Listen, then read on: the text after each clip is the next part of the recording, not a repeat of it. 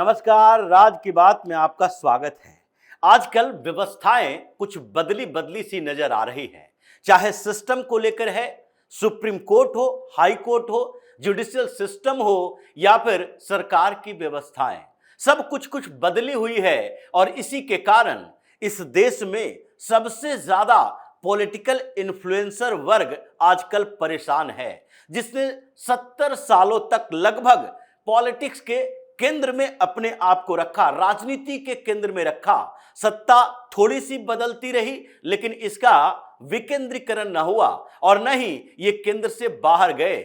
लेकिन पिछले 10 सालों से जो स्थिति इनकी हो गई है, उसका खामियाजा अब देखने को मिल रहा है। ये भुगत रहे हैं, परेशान हैं, हंगामा चल रहा है और कहीं कहीं ये सीधे सड़क पर हंगामा प्रोटेस्ट करने के लिए आ जाते हैं। और यही स्थिति है कि जो राजनीति के केंद्र में मुसलमान कांग्रेस की सरकार में या फिर अभी अपोजिशन में बैठी हुई जितनी पार्टियां हैं, उत्तर प्रदेश में समाजवादी पार्टी की सरकार हो, कांग्रेस की सरकार हो या फिर सरकार बसपा की हो, मायावती की हो, बिहार में चाहे सरकार राजद की हो या फिर दूसरी पार्टियों की हो, कांग्रेस की रही लंबे समय तक, या फिर पश्चिम बंगाल में कम्युनिस्टों की सरकार हो या फिर ममता बनर्जी की हो, हर जगह स्टेट के पॉलिटिक्स में भी ये अल्पसंख्यक समुदाय बहुसंख्यक पर हावी रहे।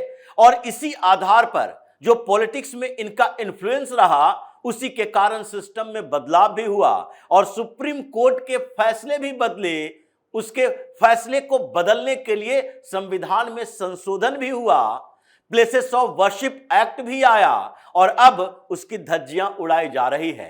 धार के भोजशाला में जो हाई कोर्ट का फैसला आया कि नहीं, ये तो मंदिर ही है और इसमें पूजा अर्चना होगी, उसके बाद पहले जुमे, और इस समय पूरे धार में 2800 सुरक्षा बल के जवान तैनात हैं।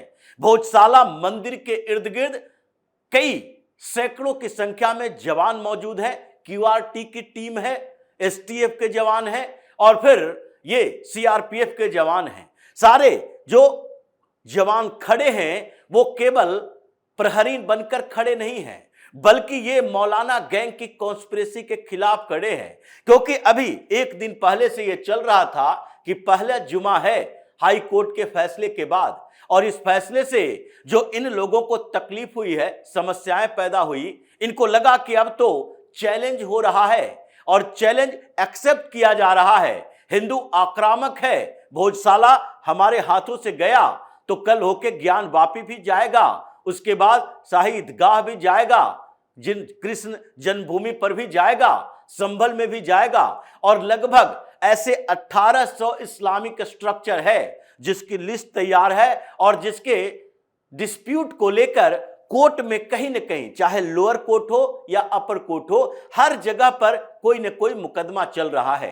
लेकिन इसे रोक कर कौन रखा था? इसे रोकने वाला था वही प्लेसेस ऑफ वर्शिप एक्ट, जो कांग्रेस की सरकार की देन थी और जिसमें स्पष्ट तौर पर कहा गया था कि 1947 के बाद जो भी रिलीजियस स्ट्रक्चर जिस तरह का है उसमें परिवर्तन नहीं किया जाएगा। अयोध्या का मामला उससे एक्सक्लूड कर दिया गया था और कहा गया कि अयोध्या जो पहले से डिस्प्यूटेड है उस पर सुप्रीम कोर्ट के फैसले का इंतजार होगा। लेकिन दूसरे जो रिलीजियस स्ट्रक्चर हैं, चाहे मंदिर हो, मस्जिद हो या फिर दूसरे रिलीजियस स्ट्रक्चर हैं, उसमें चेंजेस नहीं आएंगे और इसी के कारण हर बार कोर्ट में जाकर मामला फंस जाता है। वहां एविडेंस नहीं देखे जाते, उसकी मेंटेनेबिलिटी को लेकर जो याचिका दायर की जाती है उसकी मेंटेनेबिलिटी पर सवाल उठते हैं और फिर याचिका ही खारिज। आगे बढ़ते बढ़ते जैसे ही सर्वे हुआ, सबूत सामने आए, याचिका खारिज।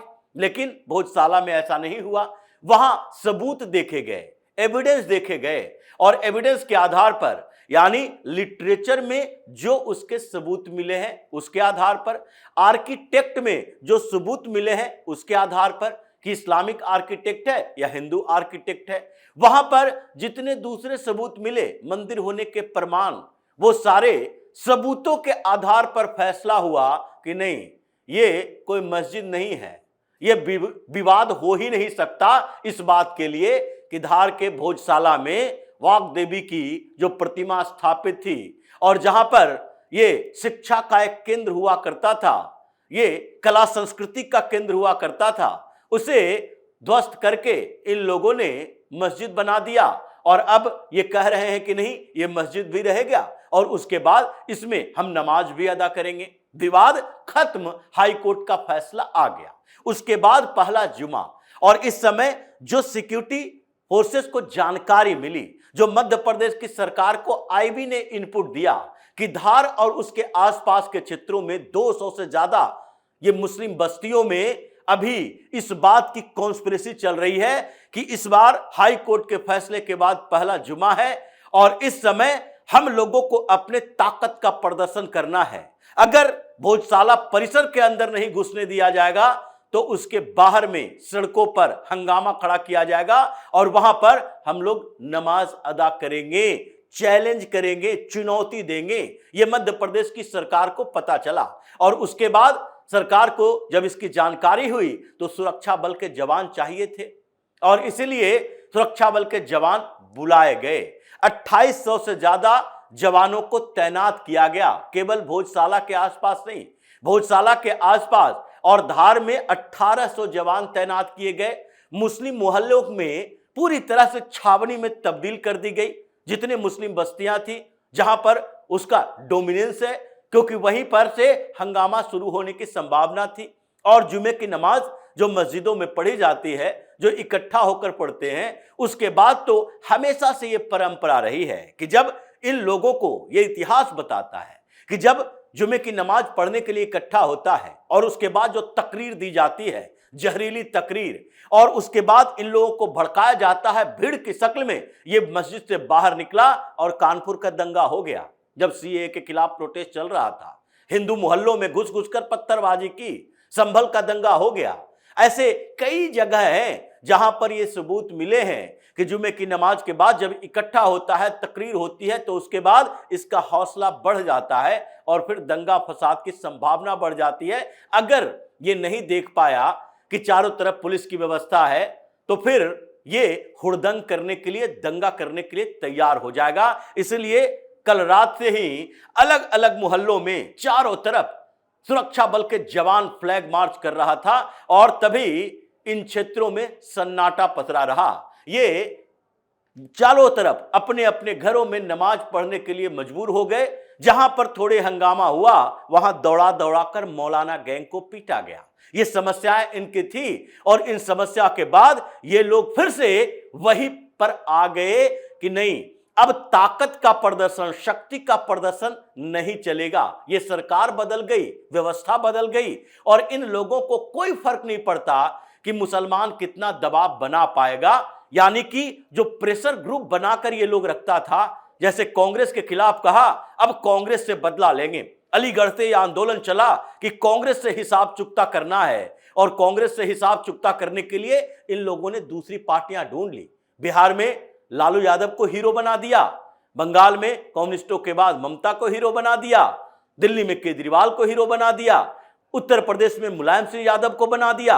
अलग अलग जगहों पर ये रीजनल पार्टियों के साथ जुड़े और फिर कांग्रेस दबाव में आ गई कि नहीं नहीं, मुसलमान वोट तो चाहिए, तो इसलिए मुसलमानों को अपने साथ रखना जरूरी है। अब वो प्रेशर ग्रुप काम नहीं आ रहा। भारतीय जनता पार्टी की सरकारों को या भारतीय जनता पार्टी के संगठन के लोगों को, संघ को, ये सबको लगता है कि हम कितना भी कुछ कर लेंगे लेकिन मुसलमान हमें वोट नहीं दे सकता, तो ये प्रेशर ग्रुप बनाएगा भी तो ये दबाव उन पार्टियों के लिए है जो पार्टी इससे वोट लेता है।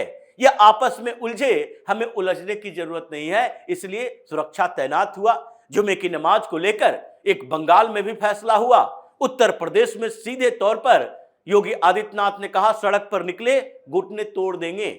यहां पर सड़कों पर हंगामा करने के लिए नहीं है, यह सड़क यातायात का साधन है और इसलिए यहां पर भी उत्तर प्रदेश में भी हंगामा शुरू हो गया। लेकिन यह हंगामा जो है लीगल बैटल की तरह और प्रतिक्रियाओं में, यानी कि कमेंट करेंगे, भाषणबाजी करेंगे, सिर्फ बयान देंगे और कुछ नहीं कर सकते। सड़क पर आने की औकात खत्म हो चुकी है। इसी तरीके से भोजशाला में भी हुआ। इन लोगों को लगा अब कुछ नहीं हो सकता, तो ओवैसी बार बार अपनी बैरिस्ट्री झाड़ रहा था कि नहीं, हम तो इसको ऊपर ले जाएंगे। ये मेंटेनेबल ही नहीं थी याचिका, क्योंकि प्लेसेस ऑफ वर्शिप एक्ट सामने आ रहा था, आड़े हाथों आ रहा था, तो इसीलिए सुप्रीम कोर्ट में चैलेंज करेंगे। रो रहा है, तड़प रहा है, सुप्रीम कोर्ट में भी हंगामा, क्योंकि सुप्रीम कोर्ट में एक याचिका दायर कर दी गई है कि नहीं, भोजशाला के विवाद को केवल इस आधार पर न देखा जाए कि वहां पर सबूत क्या मिले हैं, इस आधार पर देखा जाए कि जब संसद से एक कानून बना है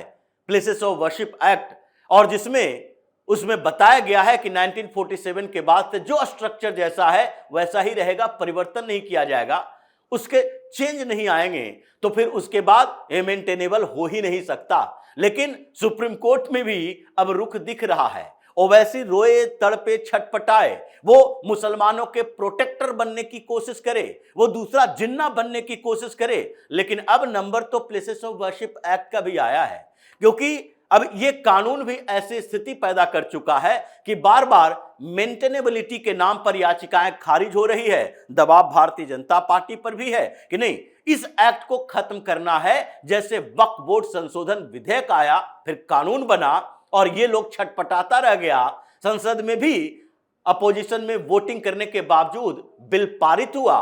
और उसी तरीके से अब तो संभावना इस बात की है कि ये प्लेसेस ऑफ वर्शिप एक्ट के खिलाफ भी कानून बनाना है, इसे खत्म करना है, तो संसद में बिल लाएंगे, उतनी बहुमत मिल जाएगी। इसलिए ये सुप्रीम कोर्ट का सहारा लेने की कोशिश भले ही करे, लेकिन सड़कों पर तो 2800 जवान जो धार और उसके आसपास के क्षेत्रों में तैनात थे, ये मौलाना गैंग को दौड़ा दौड़ा कर पीटा है। इसलिए भोजशाला में शक्ति प्रदर्शन तो इसका खत्म हो गया, लेकिन हिंदुओं ने किया अखंड पूजा। हिंदुओं का यह शक्ति प्रदर्शन रहा, महाआरती हुई, और ये जुमे वाले नमाज के समय में यहां शुक्रवार के ये समय आरती चल रही है। तो वो स्थितियां जो पैदा हुई, इसके कारण अब इन लोगों को लगने लगा है कि जो राजनीति के केंद्र में बैठा हुआ था, जिन आकाओं के भरोसे ये हिंदुस्तान में कियोस्क पैदा करने की कोशिश करता था, उन आकाओं ने सरेंडर कर दिया है। अब इनकी स्थिति दोयम दर्जे की हो गई है। चीखते चिल्लाते रहोगे, सुप्रीम कोर्ट, हाई कोर्ट करते रहोगे, फर्क कुछ नहीं पड़ने वाला है। तो इसी तरह की खबरों के साथ फिर से हाजिर होंगे, तब तक के लिए बने रहिए हमारे साथ और देते रहिए हमें सहयोग, ताकि इसी तरह की खबर हम आपके लाते रहें। धन्यवाद।